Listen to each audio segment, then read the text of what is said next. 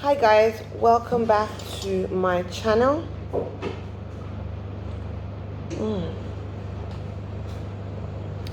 How are you guys doing? So as you can see from the setting and from the title, you know what's about to go down, right? So I've got myself my cup of tea, I've got myself my breast milk cookies. Settling with me, we're gonna sit and chat, and it's going to be real and raw. There's going to be no videos of the actual labor and stuff attached because there are no videos taken because of how the story went down. But let's get into it.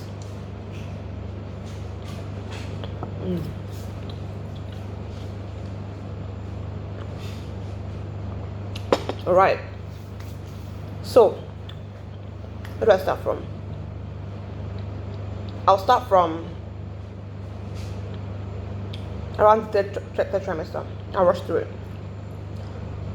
You're supposed to give birth anytime from 37 weeks, right? That's when the baby is due or fully formed.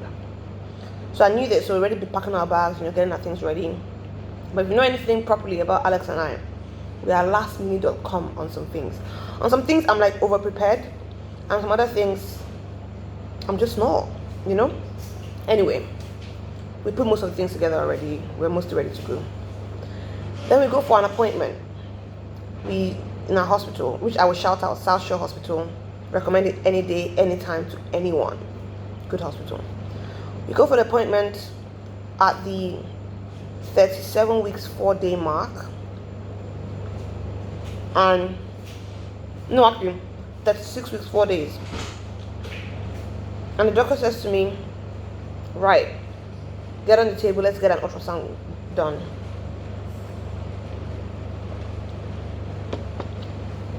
We're doing the ultrasound, and he's like, okay, so the baby is measuring big.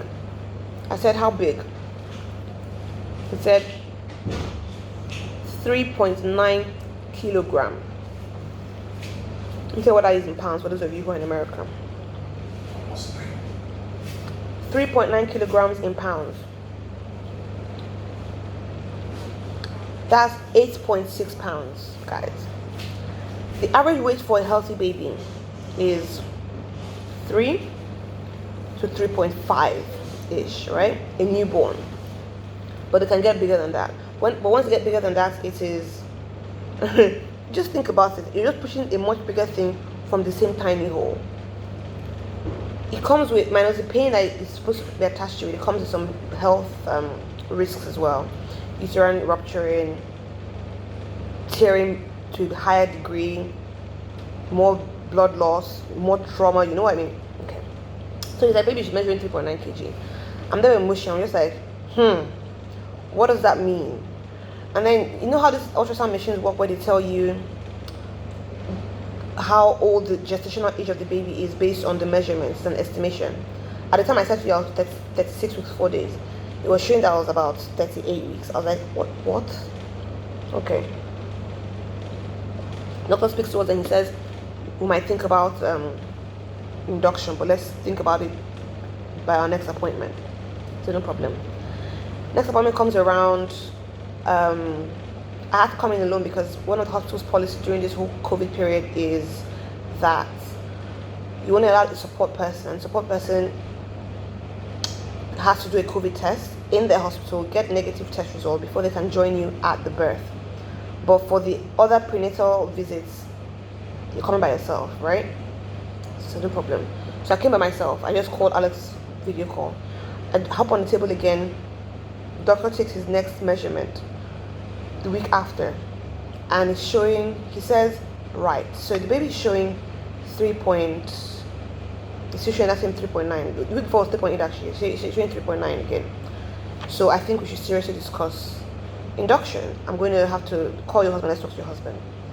This was Friday. What date was Friday? Friday was where's my calendar now? Friday was the 12th. So we call Alex, we talk to him, and doctor says, yeah, so basically the baby is showing big.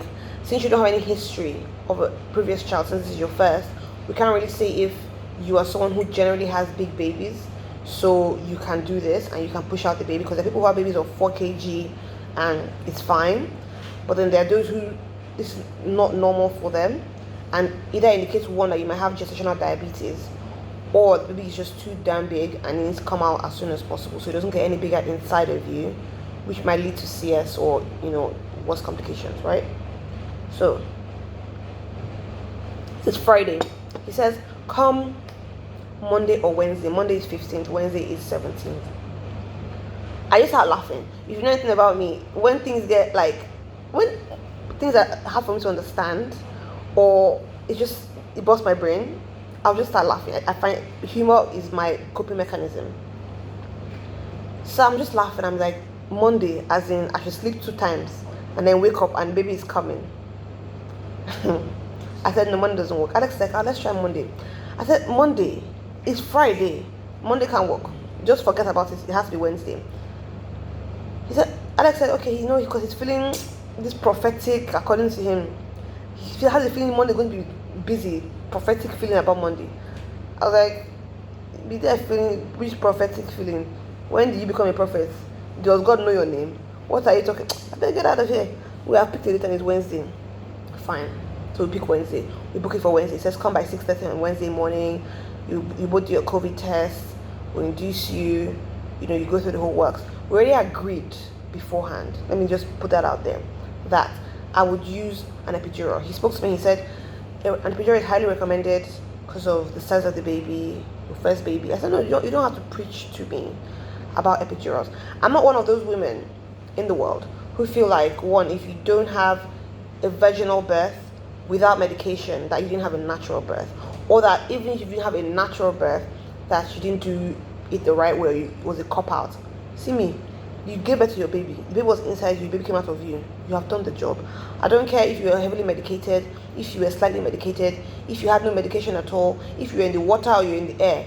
You gave birth to that baby. You're a champion. You've done the work you need to do.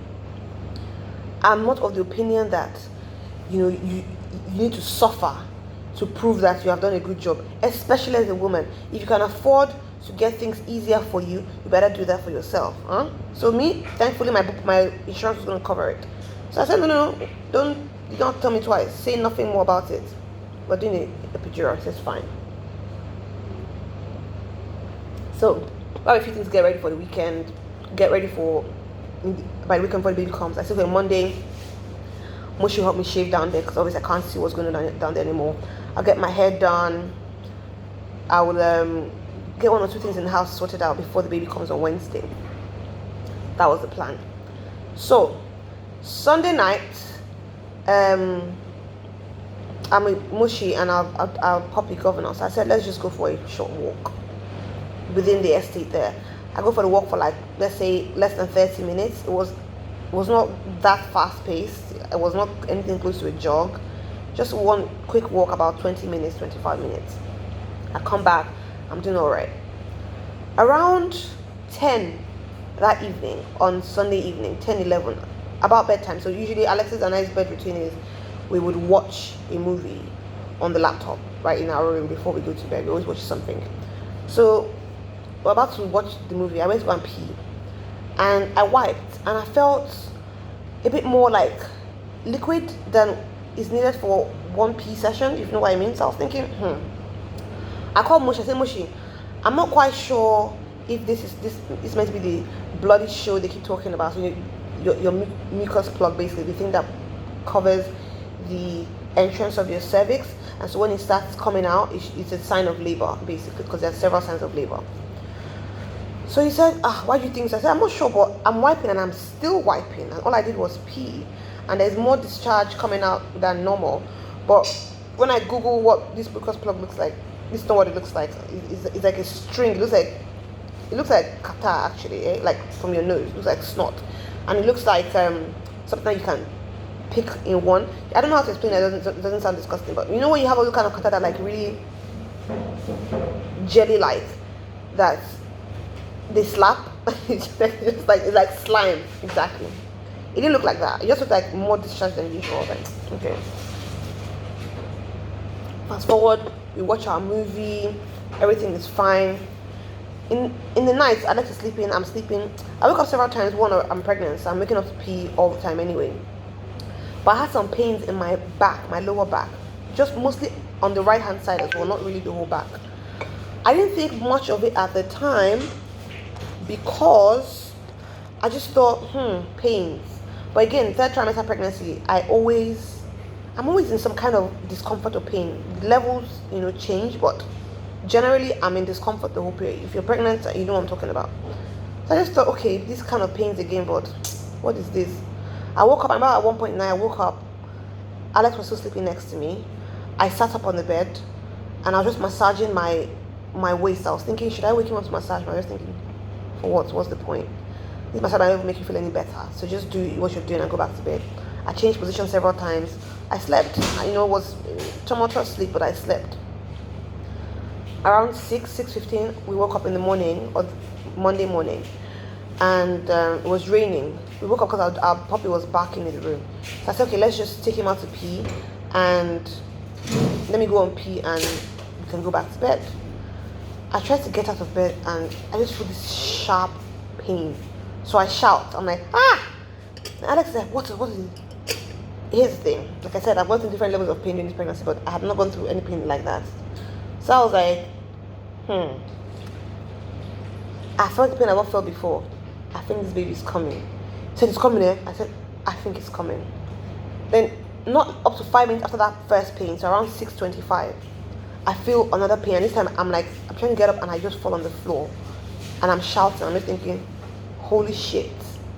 It's happening. He's like, it's happening. It's happening. Then you see Moshi running up and down the whole place. Because like I said, we've packed mostly.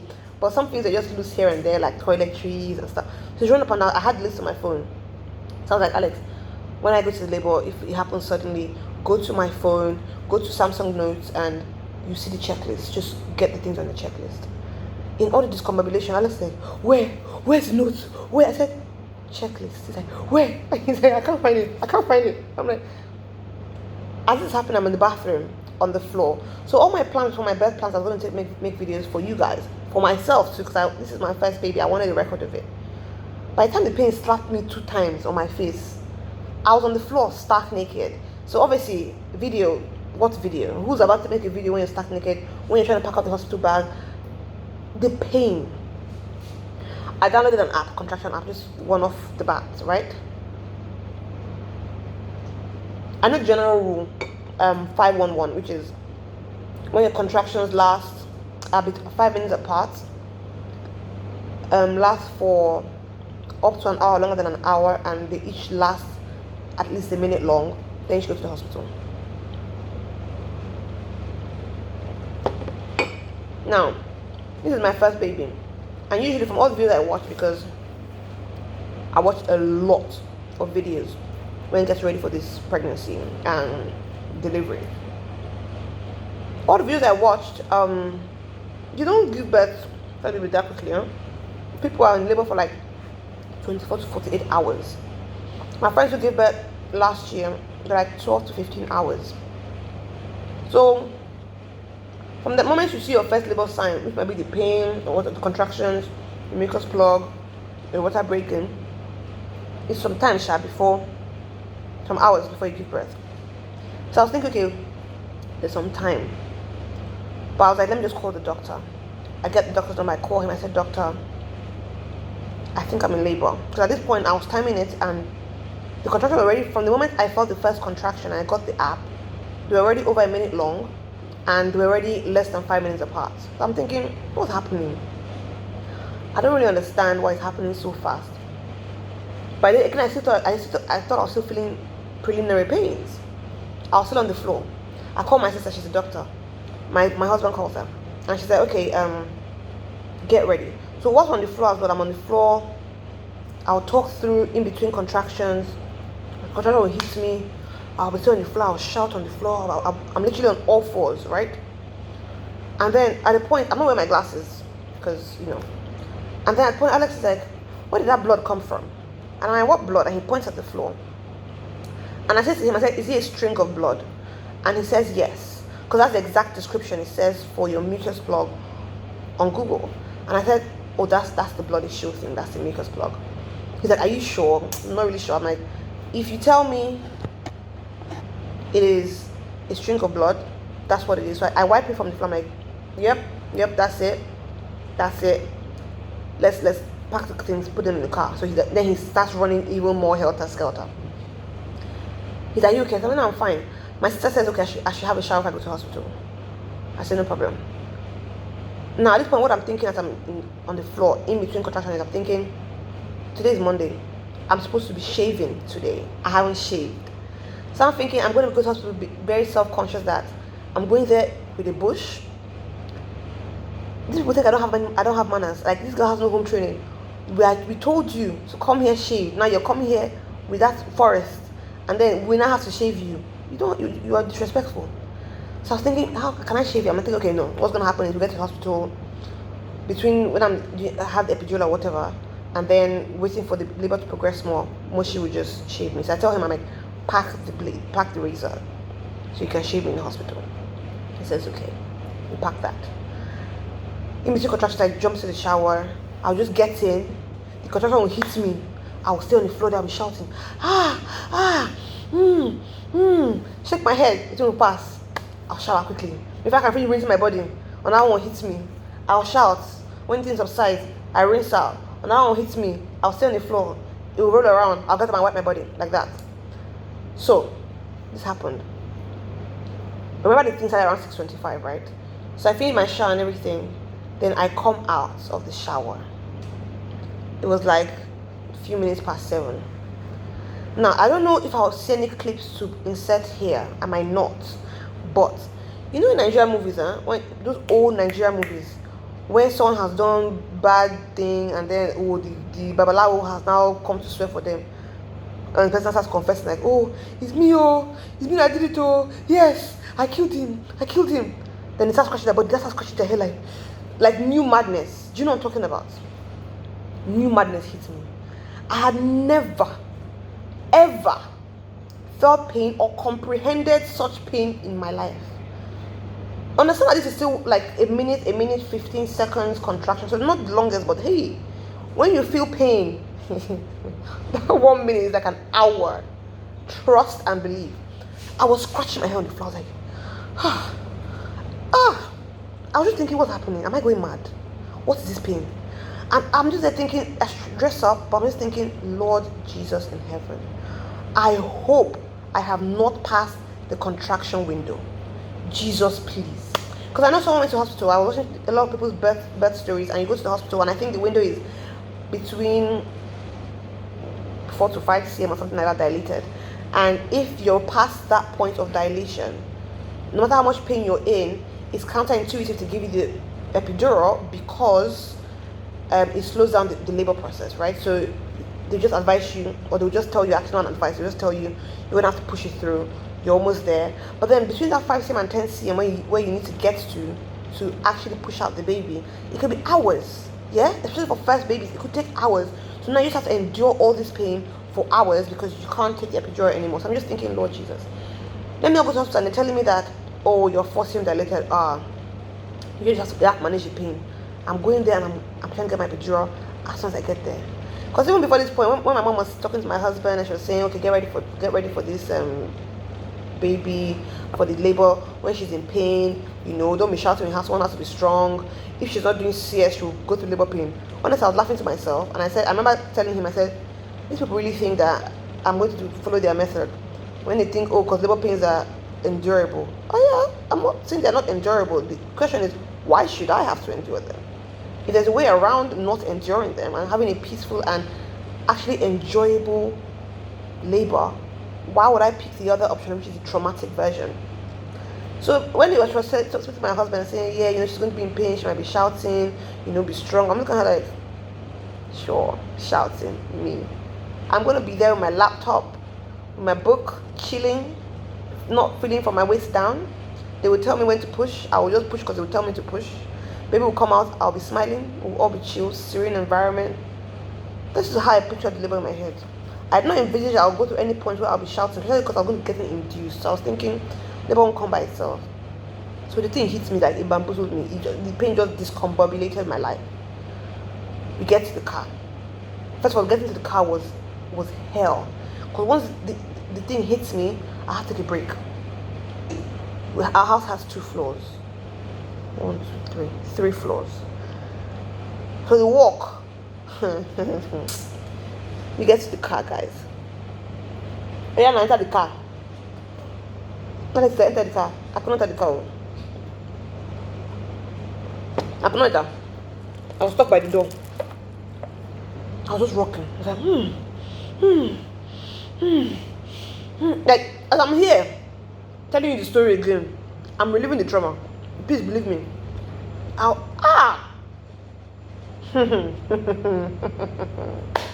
Macapao. So the pain settles a little in between contractions. I get in the car. Now we have to take our puppy to drop him off. We already made arrangements with our neighbor, who's our friend. She has 2 dogs. She lives around the corner. I said, okay, when we're going to labor, we're going to bring Governor to you to stay for the few days when we're in the hospital, so that you can take care of him for us. So we are going to go and drop him off first. Governor moves about like an only child in the car. He jumps from here, jumps there. So I push the chair back, and Governor comes on my chair.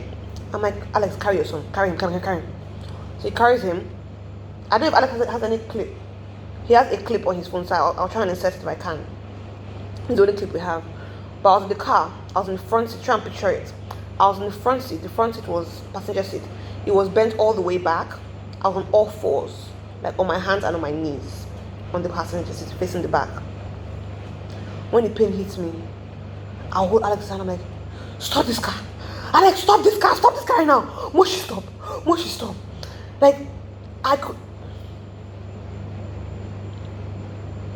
Even thinking back on it, I'm just thinking, this is what I went through. Me, baby girl like me. This is what I went through. We drop Governor off. I'm just riding through the pain. Anytime the pain hits me, I'm like, Alex, please go slow. I'm like, Holy Spirit, I can't do it. I can't do it. I can't do it. I can't do it.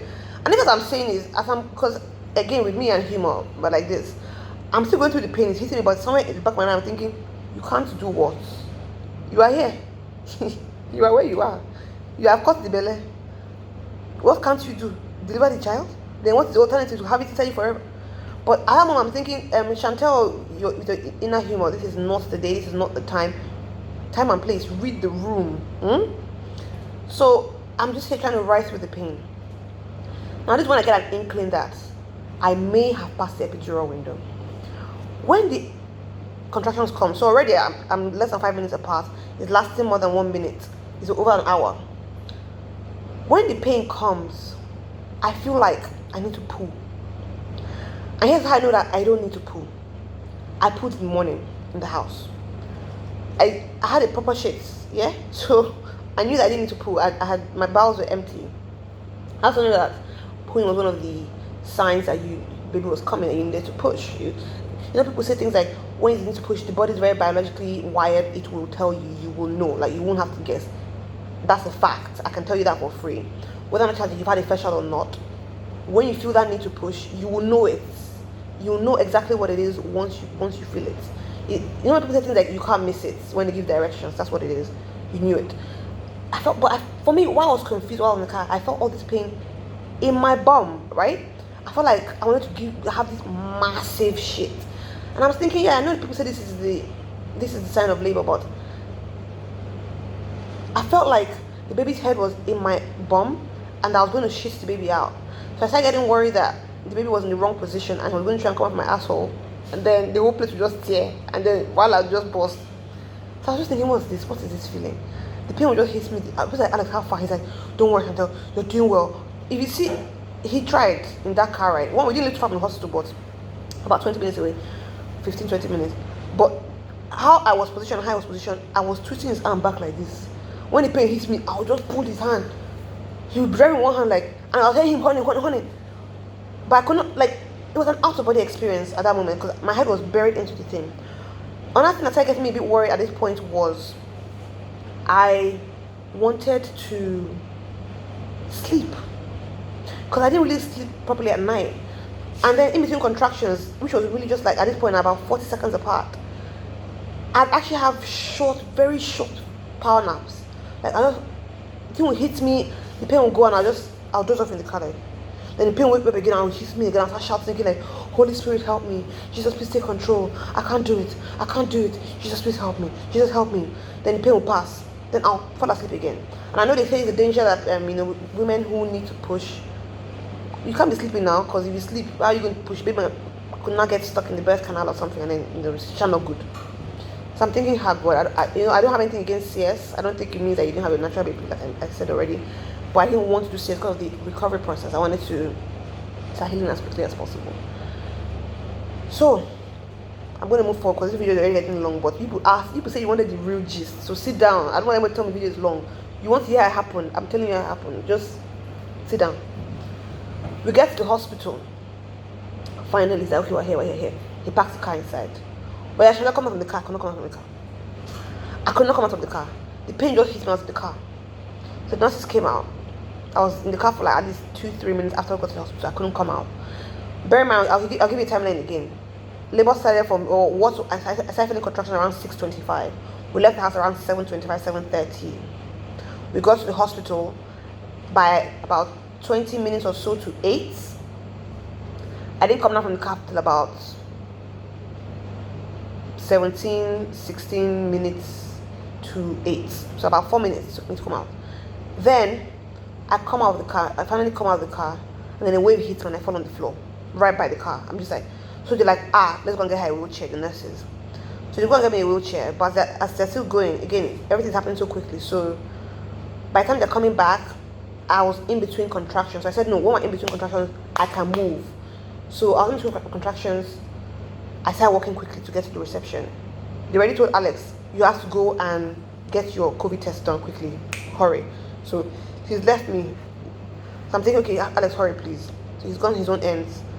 I walked to the reception with them. Another contraction hits me again. I fall on the floor again. I'm shouting. According to Alex, says from where he was in the other building, sitting in the compound, he could hear me shouting from there. He's like, it was stressing him out. So I'm shouting. I remember turning to a nurse and said to her, I was like, do you have children?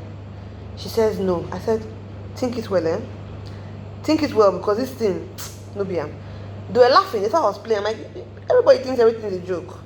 It was half humor, but I was serious. I was like, you need to reconsider this thing. I don't know what people tell you, like, oh, when you give birth and you see your baby, you forget the pain. I'm like, you forget this pain? You forget it? If you forget this kind of pain, you should go and check your memory. There's something wrong with your brain capacity. You don't forget something like this. So, in between contractions again, we pass, and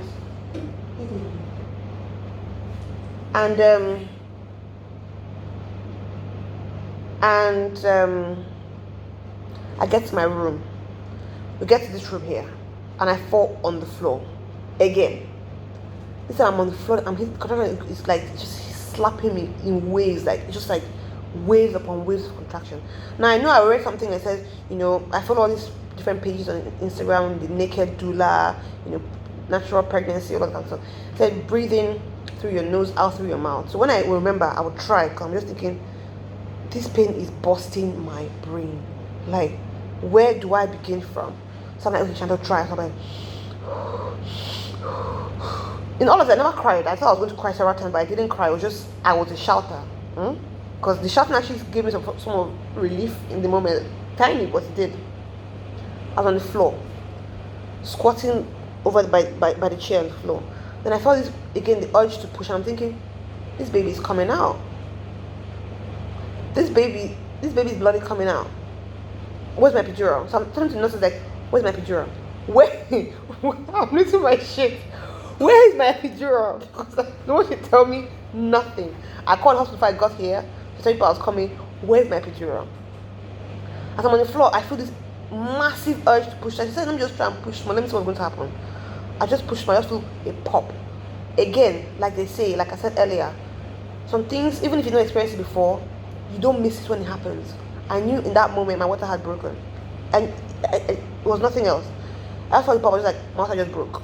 It felt like there was a pure water bag and someone just took a balloon or someone just took a pin and popped it. That's what it felt like inside. Then water just gushed.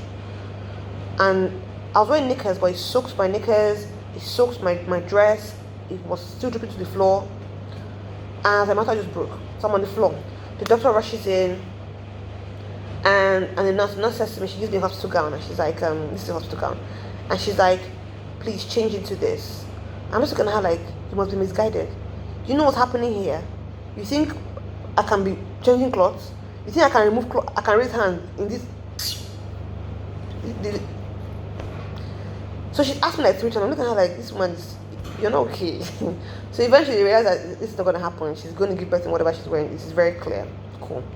Oh yeah, now get on the bed. I said, please, can we not give birth on the floor? Because I could not move. I really couldn't. The pain had. They said, no, you have to give birth on the bed. So finally they helped me. I got to the bed. And I said, oh, you're bending. I was on this bed. Where I am, this is where I put to bed, guys. This is the magical room. So I was leaning to the side like this. I was off the bed. And they're like, you're almost falling off. I said, I should move to the center. I said, I cannot move. I cannot change position. I'm where I am. Please, do what you need to do for my arm. So the doctor comes in, another doctor comes in, they bring all this little equipment. They're like, okay, doctor, bring that. I'm like, doctor, please, where is my epidural? Where is the epidural? Then he says to me, you can't get the epidural anymore. This baby's coming out right now. I'm like, excuse me? He's like, we can see the head. I said, you can see what? He said, you can see the head. This baby's coming out right now. I was like, oh my God. So I'm going to go through actual labor. Mosh, I can hear you. This is not cool. Nasty. So I'm just thinking, I have to go through this next. I was not going to go through. I mean, this big toddler that they say is a newborn. So I'm there. He's like, baby's coming out. I was just like, God. So I'm here. Now, when you're going through this thing by yourself, like I said before, when you need to push, you will know. You need to push. Like, there's still someone inside you telling you, push, but it's inside you. You hear it. So doctors are here. There are 2 doctors here. The main doctor, the other doctor is here. The other doctors here. The nurses are here, and they're like, tell us what you need to push. So I told him, I'm like, I want to push now. So he's like, okay, push. So I push. So I'm here. I'm like, But I watched all this video and I was saying how, my biggest fear, I kept saying my biggest fear was tearing. Right? I was like, no, for me, I did a lot of research on this tearing, how not to tear, or to do this, to do that. I had so much preparation. Fam, the moment the pain was hitting me, that was not my fear. My fear was pain. But I still didn't want to tear too bad because I knew a lot of people, you push too hard, yes, you give birth very quickly, but then you have a deeper tear. And that just means that your recovery is going to be a lot longer. So I was pushing, but then he said, no, stop, you're pulling. I said, what does that even mean, you're pulling? He said, you push and then you shift yourself back like that, and so the baby goes back inside. You need to push. I was like, what? Then the doctor says to me, he says, okay, tip is, when you feel the need to push, lean forward and look at your belly button. I was like, look at my belly button. He's like, yes. I was like, okay, cool. And he's like, and don't try and move, don't try and readjust yourself, just stay in that position and push. I'm like, fine. The next contraction comes in. I push. He's like, okay, keep pushing. I push. He's like, you're doing well, but you need to try more. He's like, okay, listen. This is the only time in labor where the doctors get to bully you a little bit. If we say push, just listen to us. If we say stop pushing. This baby is literally almost here already. If you do as we're saying, this is going to come out shortly. I said to him, yeah, but if we do that, wouldn't I tear even more if I push too hard? He said, no, you wouldn't. That's why we're here. We're controlling the speed the baby's coming out in. It's not going to happen. Just push. Trust us. Then he's like, someone's going to get her husband. This baby's coming out. He's going to miss delivery. Go and get her husband. Alex is somewhere, doing his COVID test. Telling them, I need to go. I need to go and be with my wife. Apparently, they hear me from downstairs. And so they go and try and get him. Next contract come out. I'm like, okay, I need to push. He says, okay, push. So I lean forward, I look at my belly button and go, and then he says, stop shouting. Actually, the more you shout, you're expending your energy and it's not letting you push properly. Don't shout. Breathe. And even if you can't do one long push, then do short pushes. When you feel you need to push. I'm like, okay. So I lean forward, I'm like, Then he's like, that's it. Continue. I was like, continue. I was like, bro. Once the head started crowning, it felt like that place was on fire. It felt like someone had put like 10 lighters and they're just burning it inside there. I was like, what is he doing? I was not thinking, is he cutting me? What's it? Because I remember when I was telling him my birth plan, I said to him, I said, don't tell me if you're cutting me because I don't want to know. But I was just thinking, okay, I don't know what he's doing, but it felt like something was happening. I was like, oh my God. And then all of a sudden, I just felt this wash of relief. No one had to tell me. I knew the head was out. Like, the day we said the head was out, I knew the head was out. Like, the relief that came up, oh my God. Then, he says, push. I'm like, I don't feel like push anymore. He's like, just push. I push. The body's out. Guys, I get to the hospital. I'll give you timeline again. I get to the hospital around 7:45. The baby was born by 12 minutes past 8. It was less than 30 minutes that the baby was born. Alex comes when the baby's being wheeled out because he missed it because it was so quick. Like, that was not what, in my wildest dreams, I did not expect to give birth that quickly. Baby's out. Then he starts pressing my stomach. I'm like, doctor, please now, give me time. He said I can give birth to this thing within the hour. Please, this thing is paining me, give me a break. He said, no. So I'm holding his hand to his face, just pressing my stomach. He said, no, leave my hand, it's going to come out now. 2 minutes, 8:15, placenta is out. He said, that's how it's done. Well done. The baby's out, placenta is done. You come to hospital when you're ready, that's it. I'm just thinking, you would think this is me that planned this thing, but I did not plan it. Apparently what it was, he said, what it means actually is that you're a lot stronger than you think you are, because what it means is that whole time in the night when you felt you were feeling some pains, you were going through labor, but you didn't know it. And then by the time you knew what labor was, you were already in very, very active labor. Because from the moment I clicked around 6:25, and I gave it around 8:12, I gave it 8:12. It was less than 2 hours. Baby came out. Placenta came out. So I asked him, I said, how was my tear? I need to go to my baby. How was it tear? He said, you barely tore. It's a small one, like little second degree tears, tiny. I said, Abi, you give me painkillers now before you stitch it up? He said, of course. So they numb the area, stitch it up. I feel nothing. And he said, okay, that's it. There was a lot of blood. So Alex came in. Bless his heart. He came in. The door of the room is there, right at the end, facing the bottom part of my body. So when you come in, that's the part you see. So he came in and he saw so much blood.